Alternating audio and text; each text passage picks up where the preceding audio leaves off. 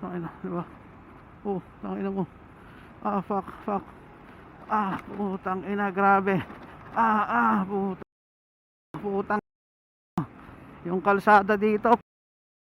Ayusin nyo naman. Nakaka-aksidente yan. Yung na-aksidente ka doon no? Tapos sisisihin ka kasi kamote ka daw mag-drive. What? Kaya ka na-aksidente. Pero na-aksidente ka dahil ang pangit ang kalsada doon. Kaya lugi ka eh. Kaya mas maganda sana may parusa din pag kasi ganito, di ba?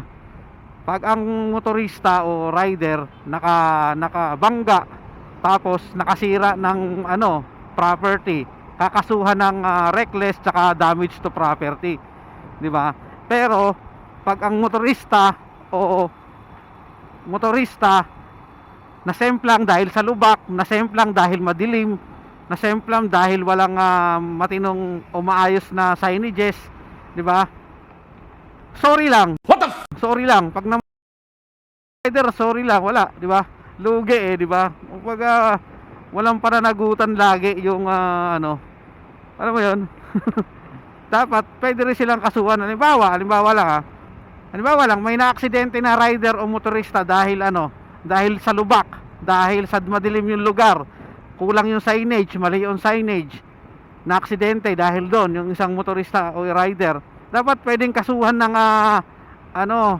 ng rider o ng motorista yung ahensya na nagpabayan. Pwede silang kasuhan ng not doing their job, di ba? Ganon. O kaya pagkukulang ba? Sa atin lang to. Tawag sa ganon. Tapos siyempre singilin ng damage, di ba? Singilin din ng damage. Singilin din ng danyos, no? Kasi hindi ka naman ma-aksidente kung maayos naman yung kalsada, kung may tamang ilaw, di ba? Para fair. Yun ang fair. Di ba? Kasi pag naano ka diyan, na-aksidente ka, ano bang inaano ng ahensya na nakakasakop sa dahil sa ano? Wala naman, di ba? Kakasuhan ka pa, reckless. Kasemplang ka na, nagkasugat-sugat ka na, may kaso ka pa na reckless. Pag nakadamage ka pa ng pader, center island, poste ng ilaw, kaso dadagdagan pa yung kasa mo ng damage to property. Di ba?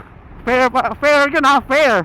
Nakakahiya kasi. Panahan ko po kayo pinangungunahan o dinidiktahan dahil ang mga sinasabi ko'y akin lang naman. Pansinin, wag na kong pakinggan pagkat ang sinasabi ko ay akin lang naman. Wag na kong pansinin, wag na kong pakinggan pagkat ang sinasabi ko